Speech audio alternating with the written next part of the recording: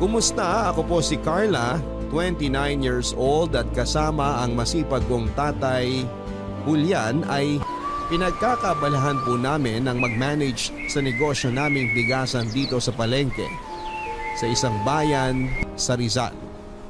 Meron din po kaming sari-sari store na hindi hamak na mas nauna naming tinayo noong araw at masasabi kong blessing para sa aming pamilya. Ang mga negosyo po kasi namin sa kasalukuyan ang naging daan upang makaranas kami ng kaginhawahan sa buhay na matagal din naming inasam. Hindi po kami mayaman, papadudot at nakaranas po talaga kaming magutom noong araw. Panganay po ako sa 4 na magkakapatid at nagtatrabaho sa auto supply ang tatay ko. Samantalang tindera naman ng pagkain ng nanay ko. Noong maliliit pa kami, masasabi ko na maginhawa ang buhay namin. Nang lumaki na kami, mas nadagdagan po ang mga pinagkakagastosan namin sa bahay. At dahil sa tig-iisang taon lamang po ang pagitan naming magkakapatid, nagsabay-sabay po talaga ang gastusin ng mga magulang namin, lalo na noong nag-aral na kami. Kaya nga bata pa lamang ako, papadudot, ay inobliga na po ako ng nanay ko na sumama sa kanya sa pagtitinda. Sa edad ko noong 10 taong gulang ay naranasan ko ng gumising ng madaling araw para maghango ng mga tanim naming talbos ng kamote na ibinebenta namin sa palengke. Naranasan ko ring mabilad sa araw at maulanan habang naglalako. At kahit na may pagkamahiyain ako ay nagagawa kong kapalan ang mukha ko para makabenta. Kapag hindi naman po kami nagtitinda, ako po ang nakatoka para alagaan ang mga nakababata kong kapatid. Kaya nga masasabi ko na maaga akong na-expose sa realidad ng buhay namin. Mulad po ako sa kahirapan at alam ko rin po ang pakiramdam noon.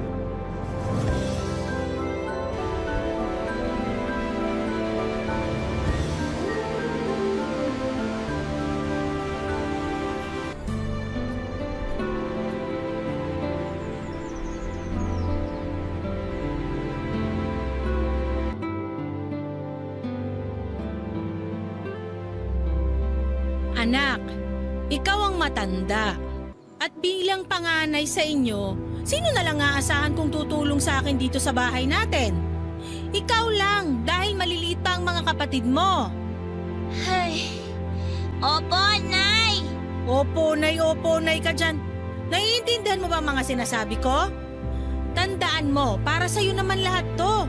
Hindi para sa akin. Saka tigil-tigilan mo na rin kasi ang pagrereklamo kapag sinasama kita sa pagtitinda sa palengke, na? Ang kulit ko kasi. Napipikon lang ako sa'yo. Masyado po kasi maaga yung gising natin, Nay. Inaantok pa po ako noon. Aba, kailangan maaga ka magising para makabenta ka ng marami. Tandaan mo, dahil ng taong maagap ang taong masipag. Sa pagnanegosyo, hindi ka dapat tanghali bumabangon. Ilang beses ko na bang sinabi sa iyo ang tungkol dyan? Hindi talaga pumapasok dyan sa kokote mo, no? Puro ka kasi laro.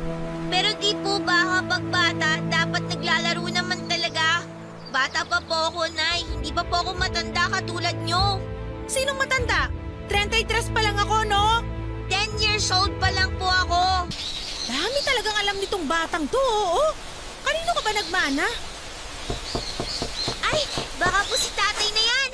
Pagbubuksan ko lang po siya ng pinto, Nay.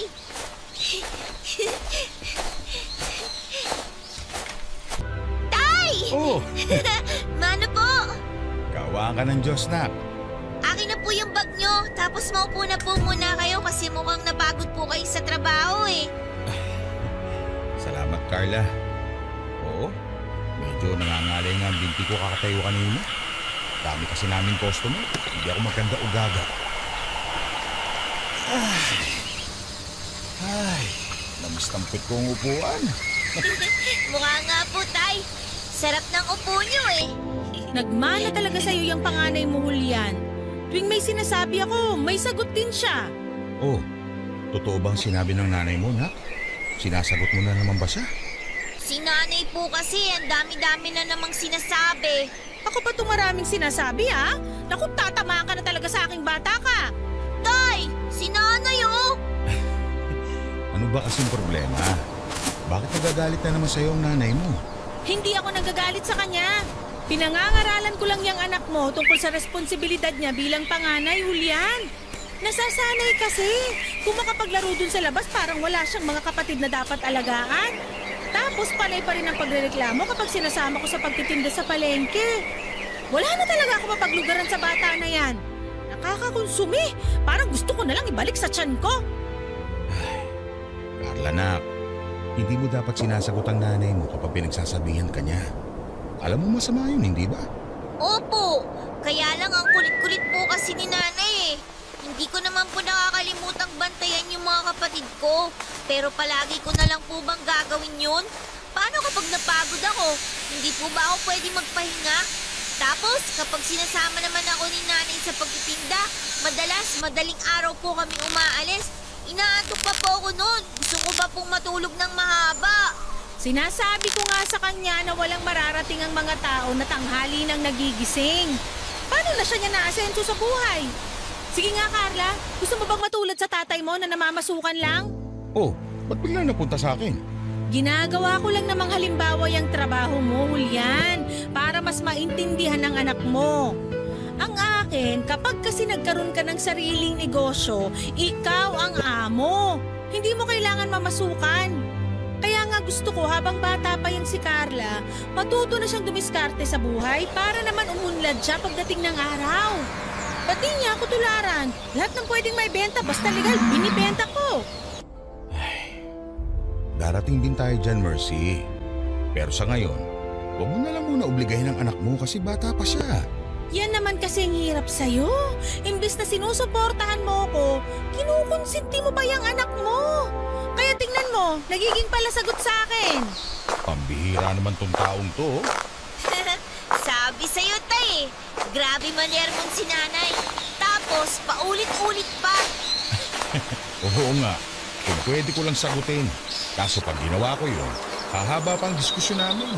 At anong pinag-uusapan niyo mag-ama dyan? Baka gusto niyo pag-untugin ko kayo. Wala po, nay. Siguraduhin niyo lang ha, dahil pagbubuhuling ko talaga kayo.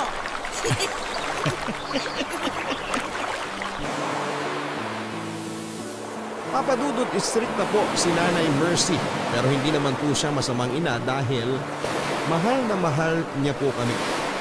Ubong Cebu siya at lumuwas lamang sa Maynila pagka-graduate ng high school para magtrabaho. Sa Maynila na rin po sila nagkakilala ng tatay Julian ko na galing naman ng Davao. At nang dumating na nga po kami ng mga kapatid ko sa buhay nila, napadpad kami sa Rizal at dito na tumira. Mataas po talaga ang pangarap sa buhay ng nanay ko at yon ay ang magkaroon kami ng sariling negosyo. Isa rin sa mga priority niya ay ang makatapos kami ng pag-aaral ng mga kapatid ko at magkaroon ng sarili naming bahay. Nangungupahan lang po kasi kami noong araw bago sila nakakuha ni tatay ng lupa sa isang squatters area na pinatayuan namin ng barong-barong. Palagi po sa aking sinasabi ng nanay ko na aasenso lamang ang isang tao kapag marunong siyang magnegosyo. Kaya nga bilib po talaga ako sa kanya dahil napakarami na niyang naitinda. Na tulad ng mga lutong ulam, karne ng baboy, gulay, isda at mga damit. Basta legal yan, papadudot, hindi po inaatrasan ng nanay ko. Kaya lang, halos lahat po yun ay panandalian lamang dahil inuutang lang niya ang puhunan. Lugi pa dahil sa pagbabayad lang sa mga inuutangan niya napupunta ang tubo. Pero sa kabila ng lahat ay hindi marunong sumuko ang nanay ko. Palagi po niyang sinasabi noon na kapag hindi umubra ang plan A, dapat meron kang plan B. Hanggang sa pinakadulo ng alpabeto para wala raw akong dahilan na mabigo sa mga pangarap ko.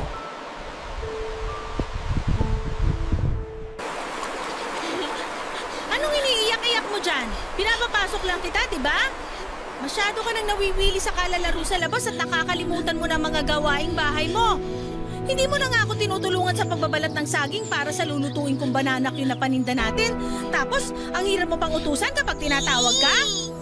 Ano ba naman yan, Carla? Hindi ka na ba talaga maaasahan? Gusto mo pa talaga yung nasasaktan ka bago mo ako sundin eh. Ngayon na nga lang po ako lumabas nagagalit pa kayo. Abay, sinong di magagalit? Sige nga. Ang iingay ng mga kapatid mo, hindi ko masaway dahil abala ako sa mga paninda natin. Ikaw na lang tong inaasahan kong tutulong sa akin, tapos ikaw din tong konsumisyon? Ano ba naman yan? Nakakaintindi ka naman, di ba? Bakit kailangan ko pang ulit-ulitin ang pagpapaalala sa'yo? Kailan ka ba talaga matututo? Kapag wala na ako? Siguro nga po dapat mawala na lang kayo para wala na nag-uutos at nagagalit sa akin. Anong sinabi mo? Bastos ka! Napakadumi ng bibig mong bata ka? Saan mo natutunan ang pagsagot-sagot ng ganyan? Ha? Oh! Ano nangyayari dito? Mahal, ba't umiiyak ang anak natin? Bago mo kampihan niyang batang yan, alam mo ba kung anong sinabi niya sa akin? Sana daw, mawala na lang ako para wala na rin nagagalit at nag-uutos sa kanya. Carla, totoo bang sinabi ng nanay mo? Alam mo masama yun. Ikaw na kumausap dyan sa anak mo, Julian, dahil baka lalo ko lang yan masaktan. Pambihirang buhay naman to, oh! Ang gusto ko lang naman, tulungan niya ako rito sa bahay at sa pag-aalaga sa mga kapatid niya. Tapos sasagutin niya lang ako ng ganyan? Kuminahon ka lang kasi muna, mahal. Hindi naman siguro sinasadya ni Carla ang mga sinabi niya. Anong hindi sinasadya? Kung ganon, paano niya nasabi yun ng dire-diretso at hindi kumukurap ang mga mata? Ay, nako. Anak, kumahan ka na. Mabuti pa, puntahan mo na lang muna yung mga kapatid mo at kakausapin ko lang ang nanay mo. Sige na. Opo, Tay. Pagsabihan mo talaga yung panganay mo, Julian! Dahil namumuro na sa akin yan!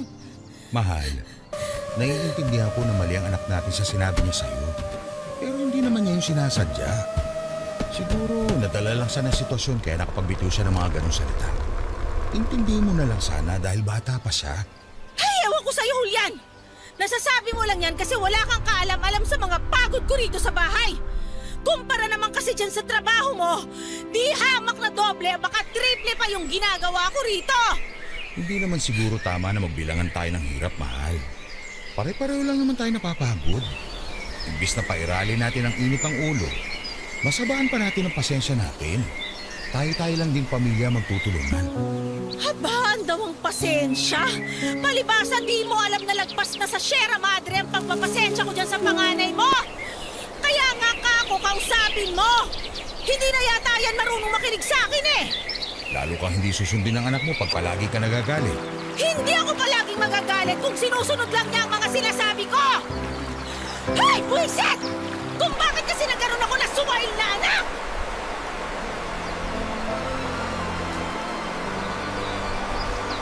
Hindi naman po talaga ako mabait na bata noon, Papa Dudut. Aminado ako na may pagkaswail din ako at palasagot. Kaya nga madalas ay nagiinit ang ulo sa akin ng nanay ko at napapalo niya ako.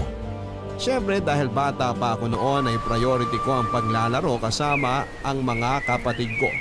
At hindi ang mga gawaing bahay o pagsama sa mga lakad sa tuwing nagtitinda siya. Kapag napapalo o napapagalitan niya ako ay nagtatampo po talaga ako ng husto, Papa Dudut.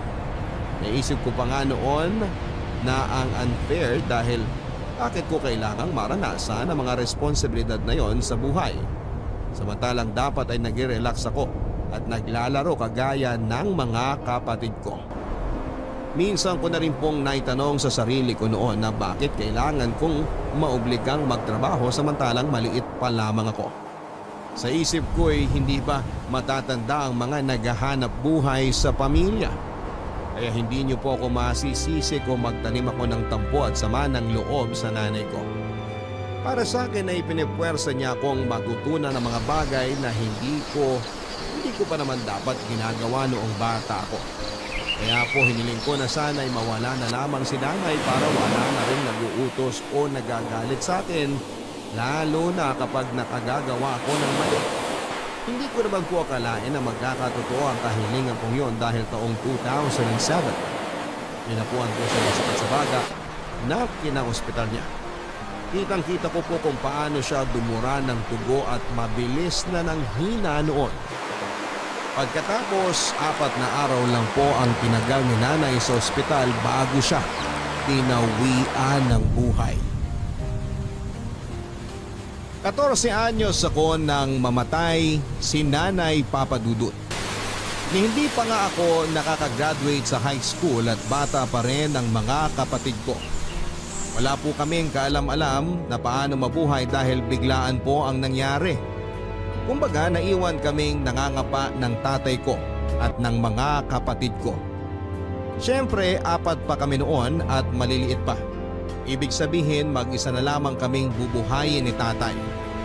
Malaking dagok po yun para sa aming pamilya dahil walang-wala talaga kami lalo pagkatapos ng libing ni nanay. Bilang panganay, saksi po ako kung paanong umiyak habang hinahanap ng mga kapatid ko ang nanay namin. Samantalang si tatay naman kahit na anong tago niya sa mga luha niya. Naririnig ko pa rin ang hikbi niya tuwing gabi. Sa kabila ng lahat ay nagpatuloy pa rin po kami sa buhay. Kahit naman paano nandyan yung iba naming kamag-anak para alalayan kami upang makapagsimula ng paunti-unti. Dahil ako po ang nakakatanda, napilitan akong aralin ang pagiging nanay Papa Dudut para naman hindi kawawa ang mga kapatid ko. Naisip ko na hindi na yon bago sa akin dahil may karanasan na rin naman ako lalo noong buhay pa ang nanay ko. Natuto po akong tumayo sa sarili kong mga paa dahil kung hindi ko po yun gagawin, pare-pareho kaming pupulutin sa kangkungan. Ang mga panahon na yun ay tuluyan na rin pong sinolo ni tatay ang pagtatrabaho para mabuhay kami at mapag-aral. Laking pasalamat ko na lang po talaga sa Diyos dahil hindi niya po kami noon inabandona at pinagmalupitan katulad ng ibang bata lalo kapag nawawala ang isa sa mga magulang nila. Kaya nga mas naging ambisyosa pa ako Papa Dudut na masuklian ang pagsasakripisyo ni tatay para sa amin pagdating ng araw. Pero syempre hindi po naging madali ang pinagdaanan namin ng mga panahon na yon. Lalo nang sumapit ang trahedya na dala ng Bagyong Ondoy taong 2009. Hindi po matibay ang bahay namin, sa katunayan ay gawa lamang yon sa plywood, kalawanging yero at pinagtagpi-tagping lona. Literal po na pinatungan lang namin ng mga lumang gulong ang bubungan para hindi liparin ng malakas na hangin. Pero dahil sadyang mas malakas po ang maraming ulan na dala ng bagyo ay mabilis na tumaas ang tubig sa lugar namin, dahilan para umabot na yon sa mga kabahayan.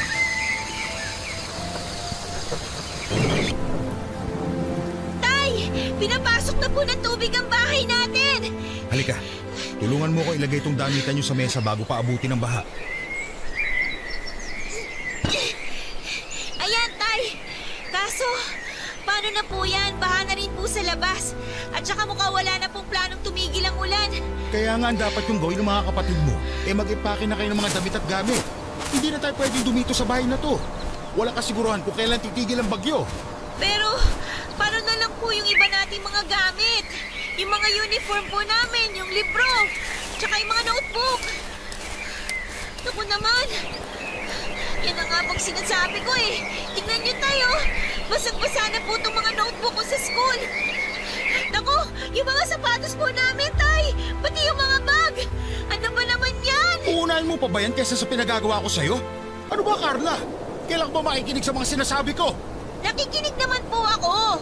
Pero nangihinayang din ako sa mga gamit ko na nabasa. Tay, kailangan po ba talaga nating umalis ng bahay?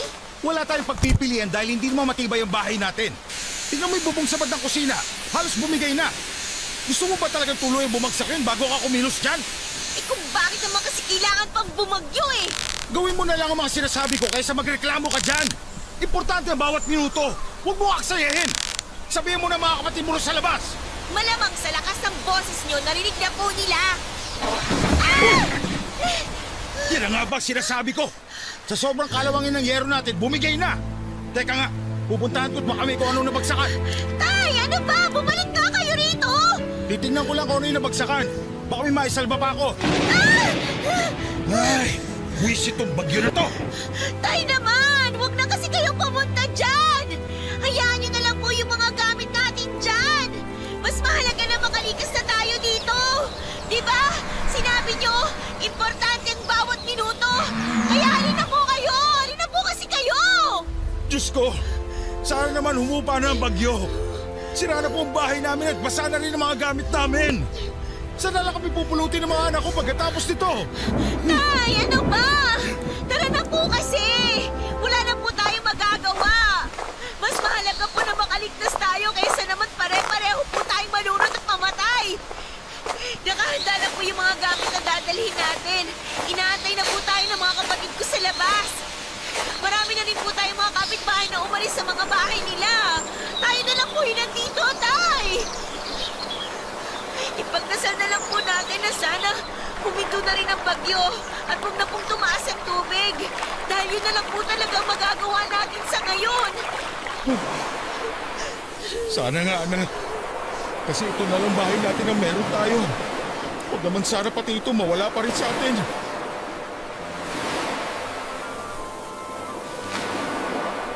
Napilitan kaming lumikas at mabuti na lang po dahil ang bilis na naglagpas tao ang baha doon sa amin. Pansamantalang nanirahan sa evacuation center at hindi po namin nakasama ng matagal si tatay doon, Papa Dudut. Dahil pagkalipas ng ilang linggo, buwaba ng kaunti ang tubig baha at nagdesisyon siyang umuwi sa bahay namin para tingnan kung may maisasalba siyang gamit. Tapos nagkasundo po kami na sa bahay na lang muna siya upang mag-ayos doon ng mga nasira at magbantay ng ilang panaming gamit habang ako naman ang nakatokang tumingin sa mga kapatid ko sa evacuation center. Umuwi po ako noon sa bahay namin para dalhan ng pagkain si tatay, lalo kapag may nakuha kaming ayuda mula sa gobyerno at mga pribadong grupo. Papadudot, isa po yun sa mga pinaka hindi ko makakalimutang alaala ng kabataan ko dahil naranasan ko pong maging desperado para lamang makakuha ako ng ipanlalaman ng tiyan namin. Nandyan yung kaliwat kanan ng mga pila ng relief goods na pinupuntahan para lamang makarami ng bigas, noodles at dilata. Wala po kaming kapera-pera noon at araw-araw naming iniisip kung paano kami makakakain. Doon po namin naranasan na magutom at mauhaw, Papadudot. Lalo pat walang katiyakan ng bawat sandali sa buhay namin ng mga panahon na yon. Tay! Tingnan nyo, ang dami ko nakuhang dilata. Bigas tsaka noodles. Madami po kasi akong pinuntahan at pinilahan kanina kaya sobra-sobra po itong dala ko. Masyado naman marami tong inuwi mo sa akin. Baka naman wala na kayo makain doon, ha? Huwag po kayong mag-alala, meron po. Tsaka hindi po ba kayo nakikinig? Nakarami po ako ngayong araw. Ang dami ko pong pinilahan, Tay. Pero anak, hindi pa rin magandang gawain yan. Dahil paano na lang yung ibang nangangailangan din? Alalahanin mo, hindi lang tayo ang nasalanta. Hindi magandang gawain naman lamang ng kapwa. Alam ko naman po yun. Pero sa panahon ngayon, mas uunahin ko pa po ba silang isipin? Tsaka hindi po panlalamang ang tawag doon. Diskarte, Tay. Ay, nako, may iba nga dyan, sobra-sobra pang nakukuha, pero mukhang hindi naman sila nakukonsensya. At saka, ngayon ko pa po ba talaga iisipin yon? Samantalang apektado rin tayo? Ayoko naman na kapag humingi ng makakain ng mga kapatid ko, wala ako ba ibigay? Pasensya ka na, anak, ha? Kasi nararanasan niyo mga pagsubok na to. Pasensya ka na rin dahil mahirap lang tayo at walang pera ang tatay niyo. Pero sana, kahit na ganito nangyayari sa atin, huwag na huwag ka pa rin sumuko. Naniniwala naman ako na hindi tayo bibigyan ng pagsubok ng Diyos na hindi natin kaya lagpasan. Ay, sa totoo lang, Tay, gabi-gabi ko pong tinatanong ng Diyos kung bakit kailangan pa niya tayong bigyan ng ganitong klaseng pagsubok sa buhay. Hindi na po ba siya naawa sa atin? Hindi naman tayo mayaman na. Hindi naman malaki at hindi matibay ang bahay natin. Pero hinayaan pa rin niya na sirain ito ng bagyo. Tapos wala rin tayong pera kasi nga hindi rin naman kayo nakakapasok sa trabaho. Paano na lang tayo makakaahon nito kung sobra niya tayong nilubog? Pinarurusahan po ba tayo ng Diyos, Tay? Kaya natin pinagdadaanan yung mga pagsubok na ganito? Anak, hindi tayo pinarurusahan ng Diyos dahil hindi siya ganoon. Kung hindi, sige, anong tawag niyo sa nangyayari sa atin? Sobrang hirap na nga po ng buhay natin eh. Tapos parang lalo tayong pinahihirapan. kung mahal talaga tayo ng Diyos at kung may dahilan siya kung bakit niya tayo sinusubok, sana naman tulungan niya rin tayo malagpasan ng mga pinagdadaanan natin. Kasi tay, nakakapagod na po talaga sa totoo lang eh. Ang totoo niyan, ilang gabi na rin po akong hindi makatulog ng maayos dun sa evacuation center dahil mainit tsaka maingay. Maya't maya may mga bata nag-iiyakan. Tapos hindi rin naman masaway ng mga magulang nila. Malamok din po doon. Kaya nga lagi kong pinagsasabihan yung mga kapatid ko na magsuot ng mahahabang damit pang proteksyon. Tsaka tay, alam nyo ba, ang hirap-hirap din po ng tubig doon. Hindi ko na nga matandaan kung kailan ako huling naligo eh. Tapos pila-pila pa sa CR. Yung bang tipong puputok na yung pantog ko, hindi pa rin ako nakakaihi. Kung lalaki nga lang siguro ako, tay, baka umihi na ako sa ilalim ng puno. Kaso nga hindi, kaya doble pa sakit. Kung may pagpipilian lang po talaga kami, babalik na lang kami dito sa bahay natin. Gustuin ko man na pabalikin kayo rito sa atin. Alam mo, hindi pa pwede. Sinaga ko na nga lang na gumawa ng tungtungang sahig. Para naman kahit papaano may mahigaan ako. At mataas pa rin ang tubig dito sa atin. Bahain kasi talaga ang lugar na to eh. Ang magagawa na lang natin, maghintay kung kailan bababa ang tubig para makauwi na rin kayo rito ng mga kapatid mo. Pero anak, habang hindi pa nangyayari yun, kailangan pa natin dagdagan ng pagtitiis. Alam niyo, tay, bilib po talaga ako sa fighting spirit niyo. Kumbaga, nagagawa niyo pa rin po maging positive sa kabila ng mga pangit na sitwasyon. Yun bang tipong hindi kayo nawawalan ng pag-asa na darating din ang mabuting bagay sa buhay natin? Alam mo kasi anak, sa dami ng hirap na napagdaanan ko at napagtagumpayan sa buhay na to, nakabisado ko na yata ang dapat isipin at gawin. Oo, normal na panghinaan tayo ng loob kasi tao lang naman tayo. Hindi sa lahat ng oras matatag tayo. Pero alam mo ba kung ano mga natutunan ko kapag sinusubok tayo? Ano po? Na lumilipas din ang mga bagay-bagay. Ibig sabihin, hindi tumitigil ang ikot ng mundo kahit na dumaan tayo sa mga mabibigat na pagsubok sa buhay. Hindi naman palaging ganito ang sitwasyon natin, anak. At matibay ang paniniwala ko na magiging maayos din ang lahat. Uhupa ang baha, makakabalik kayo rito sa bahay natin at magsasama-sama tayo. Kung kailangan natin magsimula sa wala para magkaroon, gawin natin. Hindi tayo pwedeng sumuko ng hindi lumalaban.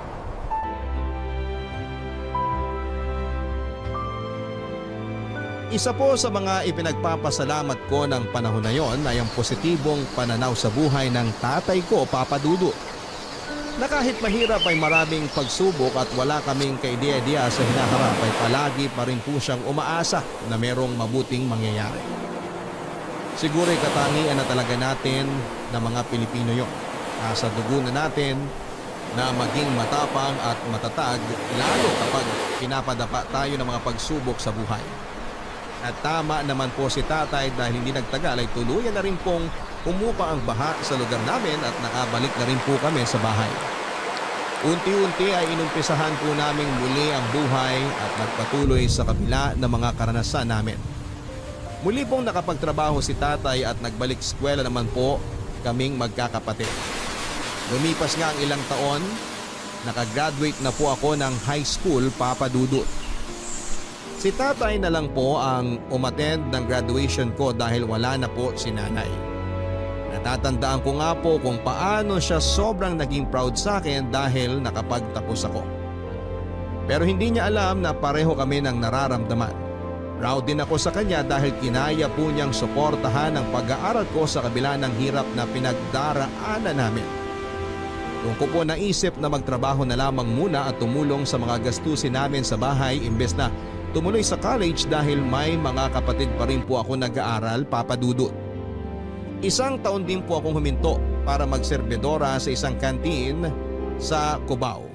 Kumikita po ako noon ng 200 kada araw na siya namang iniipon ko at ibinibigay kay tatay kapag umuuwi ako sa amin. Bukod doon ay nagtrabaho rin po ako bilang pump attendant sa isang gasoline station ng ilang buwan. Taong 2011 ay nagdesisyon po si tatay na pag-aralin na ako sa kolehiyo. At kahit naiisipin na naman niya ang pang-tuition ko ay naging desidido po siya na matupad ang pangako niya kay nanay na pagtapusin kami ng pag-aaral. Kaya Kaya nga para may pansuporta sa mga gastusin po sa school ay nag-alaga po si tatay ng baboy na siyang ibinibenta niya tuwing ika-4 na buwan.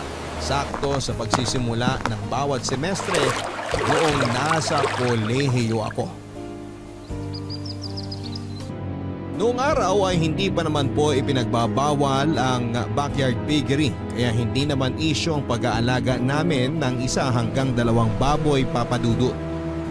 Bukod doon ay palagi namang pinapanatili ni tatay na malinis ang babuyan namin upang walang magreklamo sa baho na maaaring maggaling sa babuyan namin.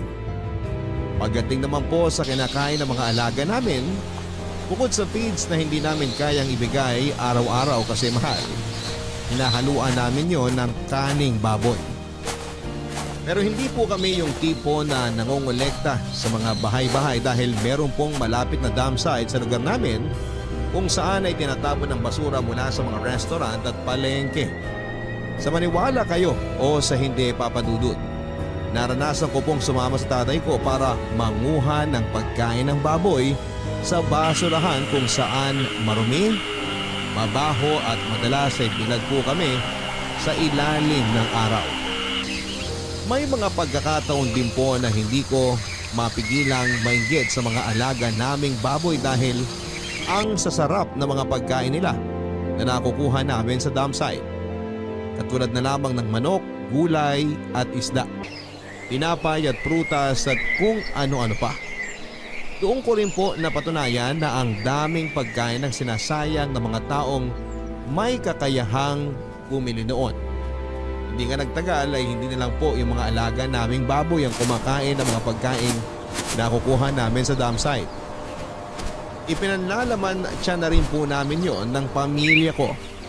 Lalo kapag pwede pang piliin at hindi pa masyadong sira. Kung tawagin ay pagpag kung saan ay hinihimay namin ang karne at niluluto muli para ulamin. Hindi ko po ikakahiya ang karanasan namin yon, papadudot. Dahil kung hindi namin ginawa yun noong araw ay tiyak na mamamatay kami sa gutom.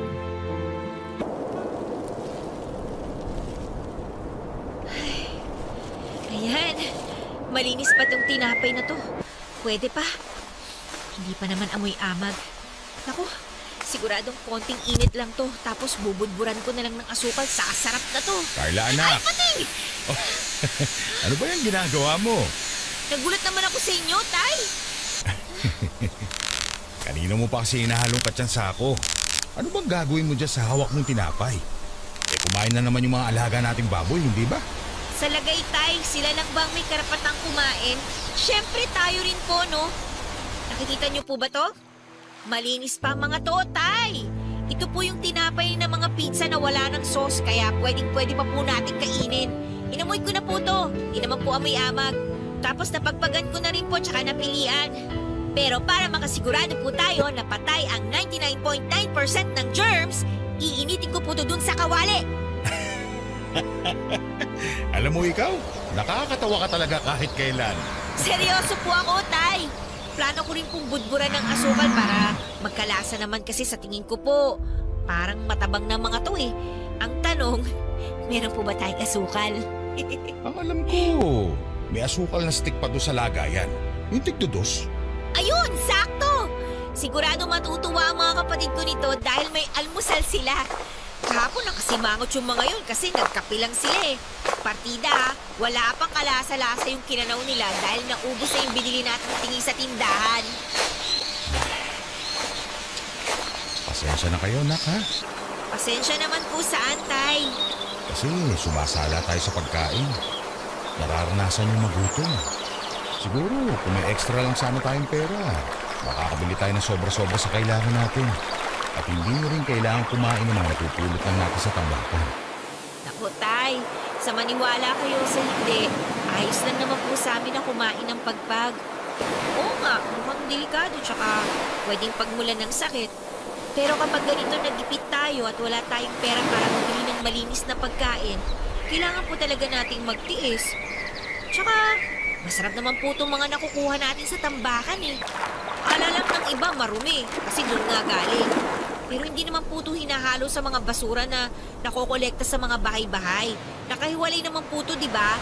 Ibig sabihin, meant to be po talaga na ipanlaman tiyan. Salamat anak. Dahil naiintindihan yung magkakapatid ang hirap ng buhay natin. Dalangin ko na lang na sana maging ligtas sa anumang uri ng sakit ang mga pagkain na yan. Kung tutuusin, biyaya pa rin yan mula sa Diyos at dapat pa rin nating ipagpasalamat. Tama po kayo. Kapag po dumating yung araw na may kakayahan na po tayong bumili ng malinis na pagkain, hindi ko pa rin po makakalimutan ang lasa ng pagpag. At hindi ko rin po ikakahiya na sabihing naranasan natin kumain ito para may panlaman tiyan. Sana nga dumating yung araw na yon. Yun bang hindi na natin po problemahin kung saan tayo kukuha na makakain? Kaya nga po nag-aaral ako mabuti para kapag nakapagtapos na ako, magkakaroon ako ng disenteng trabaho nang sa ganon kumita rin ako ng maraming pera. Magdilang anghel ka anak. Siyempre naman po, Tay. Pero sa ngayon, tama na po muna ang kwentuhan dahil medyo kumakalam na po yung tiyan ko eh. Kayo po ba, nag-almusal na po ba kayo? Yun nga eh, hindi pa. Eh kung ganun, tara na po.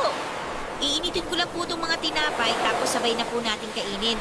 Tirahan na lang po natin yung mga kapatid ko kasi baka po umiyak. Puro ka talaga kalokohan. Mana lang po ako sa inyo.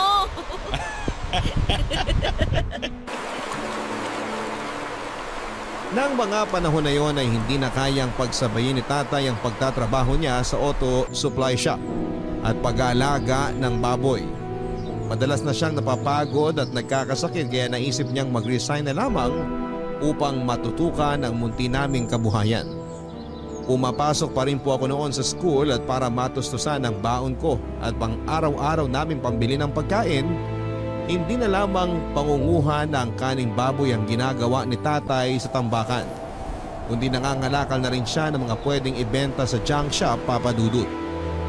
Siyempre, 4 na buwan pa bago kami kumita sa babuyan namin at madalas sa tuition ko lang po napupunta ang pinagbebentahan namin ng mga baboy, kaya nga kinarir na rin po ng tatay ko ang pamamasura. Yung dump site sa lugar namin ang naging opisina niya. May pagkakataon pa nga na upang makarami siya ng kalakal, gabi pa lamang ay inaabangan na niya ang pagtatapon, Papa Dudut. Hindi po niya kami inoobligang tumulong sa kanya pagdating sa bagay na yon dahil ayaw niyang kasanayan namin ang ganong trabaho. Sa halip, sinasabi niya sa aming pag-aaral namin ang atupagi namin upang pagdating ng araw, hindi kami matulad sa kanya na isang basurero. Yun po ang mga salita niya na tumatak sa aking isipan at naging inspirasyon upang magpursiging makapagtapos ng pag-aaral. Nagdaan pa ang ilang taon, nagkatotoo naman ang pangarap ng tatay ko nang graduate na ako sa kolehiyo. Ano pong sabi niyo, Tay? Buntis si Kimberly? Oo, yun ang binalita niya sa akin kanina. Sabi niya, ako na lang din magsabi sa'yo. Aba, ayos din ah. Teka, nasa na ba yung babae na yan para masabunutan ko? Carla anak, bakit mo naman gagawin yun kay Kimberly? Saka, bakit ganyan na lang ang reaksyon mo?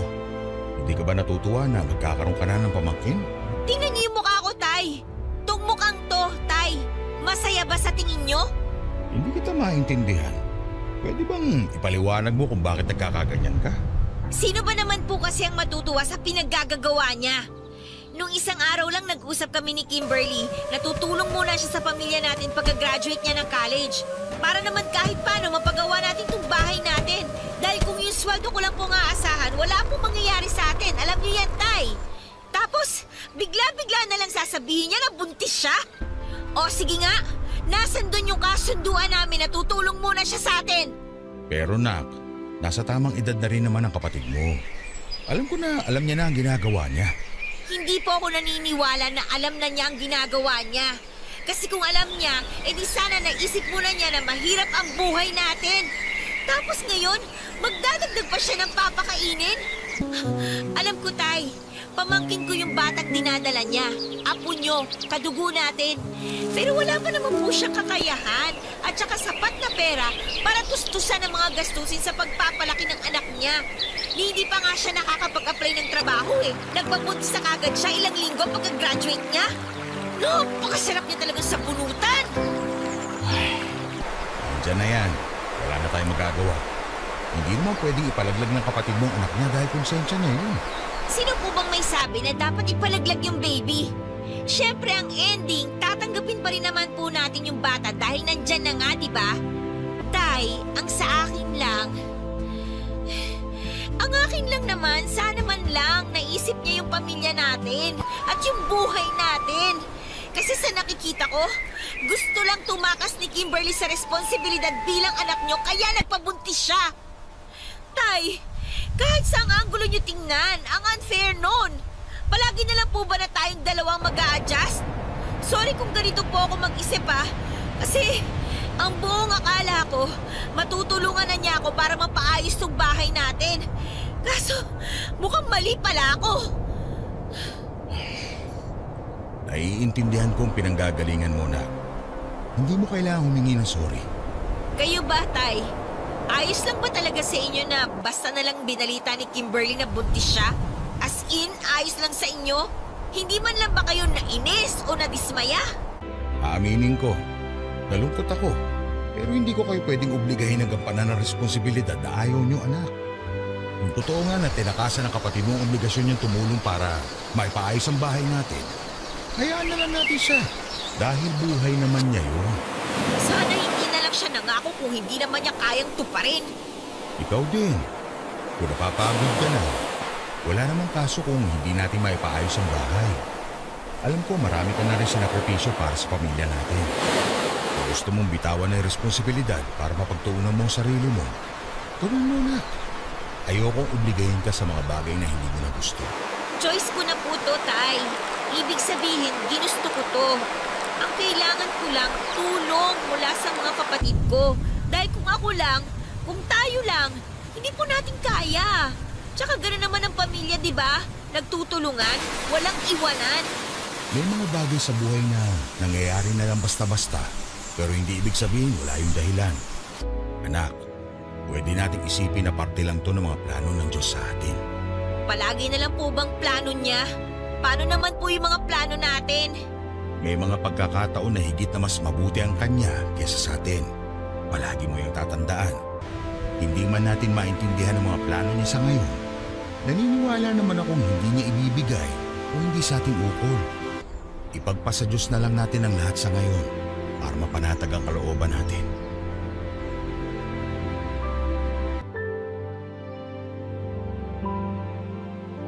Para sa akin, Papa Dudut, walang karapatan ang kapatid ko na magdagdag ng isa pang pakakainin dahil mahirap na nga ang buhay namin. Tapos gusto pa niyang idamay ang magiging anak niya sa mga kahirapan namin. Bukod doon ay napaka-unfair niya. Alam naman niya na nangako kami noon na tutulungan muna namin si tatay para mapagawa ang bahay namin. Tapos kamukha-mukha at bigla siyang mabubuntis. Yun po ang eksaktong pakiramdam ko ng panahon na yon, Papa Dudut. Kaya hindi ko rin po naitago ang sama ng loob ko para sa kapatid ko. Pero alam ko rin po na hindi ko siya pwedeng kamuhian habang buhay dahil kapatid ko pa rin siya. Kaya nga matapos ang pag-uusap namin yun ni tatay, marami po akong na-realize sa mga bagay na siyang naging daan upang mabuksan ang pagtanggap at pagpapatawad sa puso ko.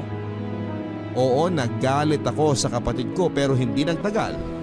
Nagkabati rin po kami, Papa Dudut. 24 years old po ako noon at 2 taon na rin simula nang makagraduate sa college, Papa Dudut. Yung unang taon ko ay ginugol ko sa pagiging volunteer sa isang non-government organization habang rumaraket sa mga project-based na trabaho. Naghintay din po kasi ako noon ng response mula sa mga kumpanya ang inaplayan ko na may kinalaman sa kursong tinapos ko. Pero bigo pong dumating ang mga oportunidad kaya napilitan akong pumasok sa corporate world. Akala ko kapag nagtatrabaho ka sa opisinang di-aircon at nagsusuot ka ng office attire, magiging asensado na rin ang buhay ko. Pero depende pala yon sa posisyon. At dahil nagkataon na malayo nga sa pinag-aralan ko ang naging trabaho ko, para po akong na back to zero. Minimum wage earner lang din ako. Provincial rate pa kaya kahit na anong pagiging positibo ng tatay ko sa buhay ay hindi ko pa talaga yon may apply sa sarili ko. Malimit din po akong mainggit sa mga kabatch ko na di hamak na mas maunlad na ang buhay at mas marami nang naipundar ng mga panahon na yon, Papa Dudut. Madalas kong tanong ay nagsisikap naman ako pero bakit parang mailap sa akin at sa pamilya ko ang swerte. Naging hobby ko na nga po ang silipin at usisain ang buhay ng ibang tao na nauuwi lang sa pagka-depress ko at lalo pang pagkadismaya sa sarili.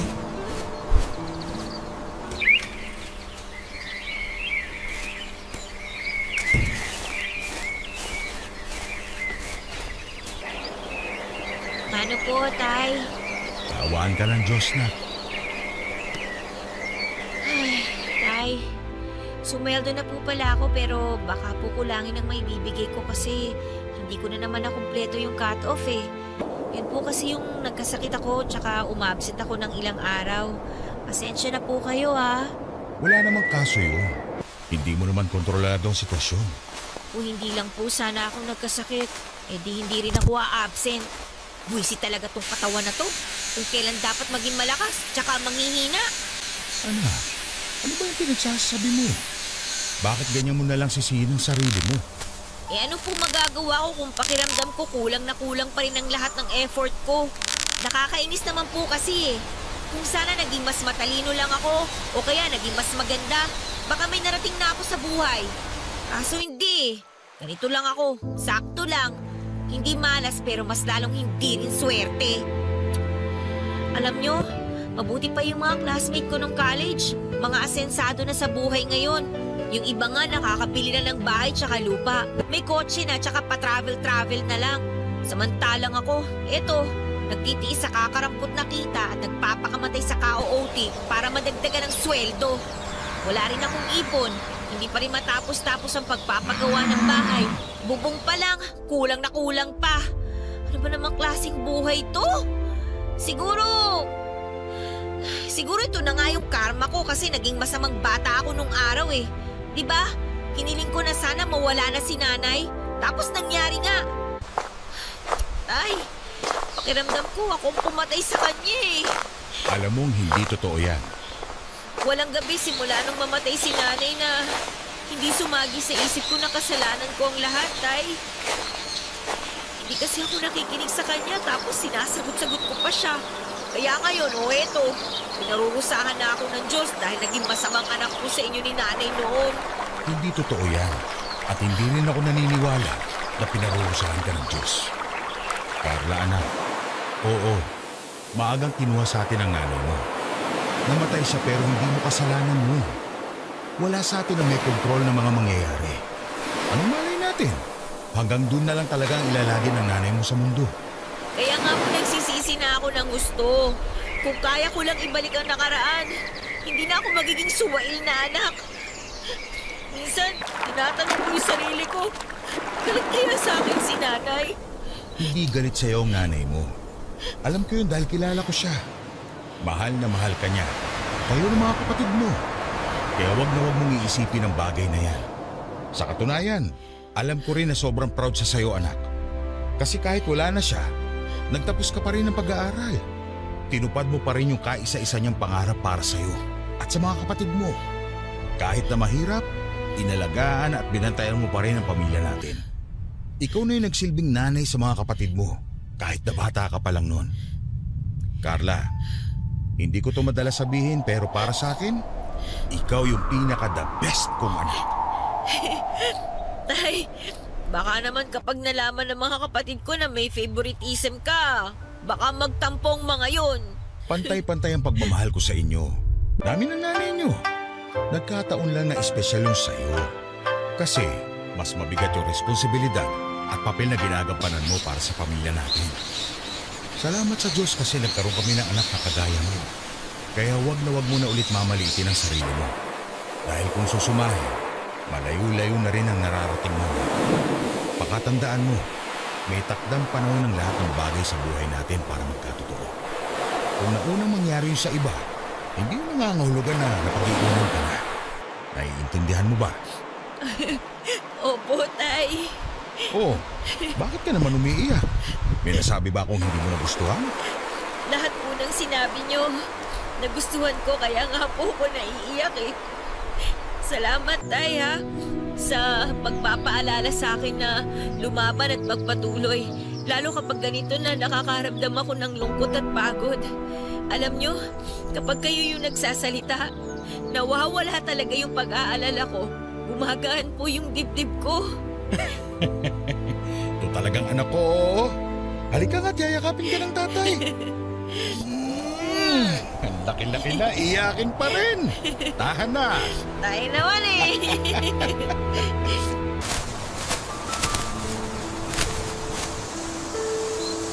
Mahirap po talagang pagtuunan ng sarili nating progreso kapag abala tayong subaybayan ng buhay ng ibang tao. Yun po ang ipinarealize sa akin ng tatay ko, Papa Dudut. Wala na rin pong saysay at hindi talaga ako makakausad kung patuloy ko pa rin pong sisisihin ang sarili ko sa mga bagay na nangyari na. Totoo po na hindi natin kontrolado ang mga pagsubok na ibinabato sa atin ng buhay. Pero wala rin po tayong hindi kakayanin basta kasama natin ang Diyos. Kaya nga kahit mahirap, malubak ang daanan, masalimuot at mabagal, gumigising po ako sa araw-araw dala-dala ang matibay na paniniwala na darating ang takdang panahon na magbubunga rin ang lahat ng sakripisyo namin. Nasa ganun po kaming phase ng buhay namin nang maalala ko ang lahat ng itinuro sa akin ni Nanay Papa Dudut tungkol sa pagninegosyo at diskarte. Kaya agad-agad ay nagtayo po kami ni tatay ng sari-sari store mula sa maliit na puhunang na itabi ko sa mga sweldo ko. Iniwasan po talaga namin ang magsimula sa utang dahil mahirap umasenso kapag ganon. Kaya kahit maliit ang tubo namin sa aming tindahan, mas mabuti na yon kesa mapunta lamang sa pagbabayad utang sa ibang tao. Hindi nga nagtagal, Papa Dudut. Nagkaroon ng trabaho ang iba ko pang kapatid at namuhunan din po sila sa muntin naming tindahan. Tapos ay dumami rin po ang mga binibenta naming goods at lumaki na rin po ang kinikita namin sa pang-araw-araw. Nagpatuloy pa po ang magandang karera namin sa pagninegosyo sa paglipas ng mga taon. Tulong-tulong po kami ng pamilya ko kaya mas naging magaan ang bawat trabaho. Unti-unti ay naipaayos namin ang pangarap na bahay ng mga magulang namin. Nakabili kami ng mga gamit sa bahay na wala noong kabataan namin. Bukod doon ay hindi na rin po kami sumasala sa pagkain at panatag na kami dahil may pera na kaming madudukot sa panahon ng pangangailangan. Ay, alam nyo, Tay, kahit na nagka-pandemic, maayos pa rin po ang kita natin sa bigasan. Oo nga, hindi masyado malaki katulad ng dati. Tsaka madalas balik puhunan lang. Pero kumikita pa rin kahit paano. Patunay lang yan na hindi pa rin tayo pinababayaan ng Diyos. Kaya ano na, naniniwala naman ako na pagagalingin niya ang mundo natin. Mawawala rin tong pandemya at babalik din ang lahat sa normal. Ako rin po, naniniwala na magkakatotoo ang mga sinabi ninyo. Kasi proven and tested na basta kayo nagsalita eh. Nagkakatotoo po talaga. Puro ka naman kalokohan. Uy, hindi po kalokohan ang tawag doon, Tay, ah. Kumpiyansa. Pero alam nyo, dapat naman po talaga tayo magpasalamat sa Diyos, Tay, eh. Kasi bukod sa palagi tayong ligtas sa mga sakit, lalo na po kayo, eh malaki po talaga yung naitulong niya para matupad po yung mga pangarap natin sa buhay. Kasi tingnan nyo, oh, naging successful yung mga negosyo natin, naipaayos na natin yung bahay, nakabili tayo ng mga gamit, tsaka nakakapag-secure na rin po tayo ng pera sa bangko na pwede nating dukutin kapag nangailangan tayo. Kung susumahin, malayo na po tayo dun sa dating tayo na mahirap, na isang kahig at isang tuka at nakaranas magutom. Tama kayo nung sabihin nyo na lahat ng bagay may tamang panahon. Madalas, naiinip tayo kasi minamadali natin ang resulta ng mga sakripisyo natin sa buhay. Pero wala namang punla na itinanim na kagad tutubo sa mismong araw rin na yun. Lahat ng bagay sa mundong to dumaraan sa proseso. Nakikita ng Diyos sa mga sakripisyo natin sa buhay. Naririnig niya ang mga panalangin natin. Huwag lang tayong mainip dahil ibibigay niya pa rin ang inaasam ng puso natin sa tinaktang araw na dapat itong magkatotoo. Pero nak, dapat mo pa rin tandaan na maaari pa rin niyang bawiin ang lahat ng ibinigay niya sa atin kapag hindi natin ito pinahalagahan at hindi tayo marunong lumingon sa ating pinanggalingan. Kaya nga importante na kahit pakiramdam natin lilipad na tayo, panatilihin pa rin nating nakatapak sa lupa ang mga paa natin. Alam ko po yun, Tay. Pero salamat pa rin po sa pagpapaalala. Bukod po sa taus-pusong pagpapasalamat, lagi ko rin pong pinapanalangin na sana bantayan niya ang puso ko para maging malinis at maging karapat-dapat. Dahil sino ba naman ako? Tao lang naman po ako na pwedeng magkasala at saka magkamali.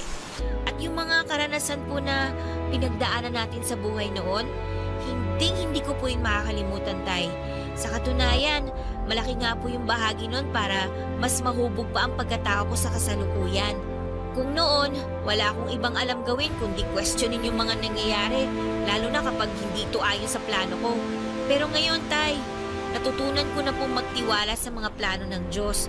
Dahil sabi niyo nga, mas mabuti ang mga nais niya kaysa sa mga gusto natin. Kung maririnig lang na magiging anak mo ang kwento ng buhay natin, sigurado magiging proud sila sa'yo dahil kinaya mo.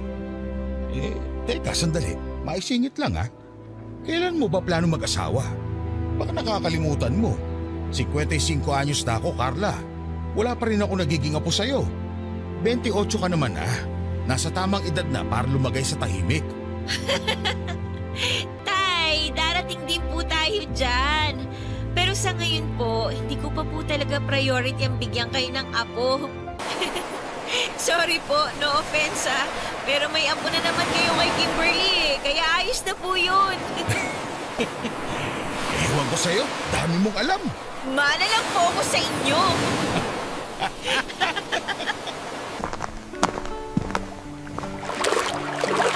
Papadudot walang hanggan ang pagpapasalamat namin ng pamilya ko sa Diyos.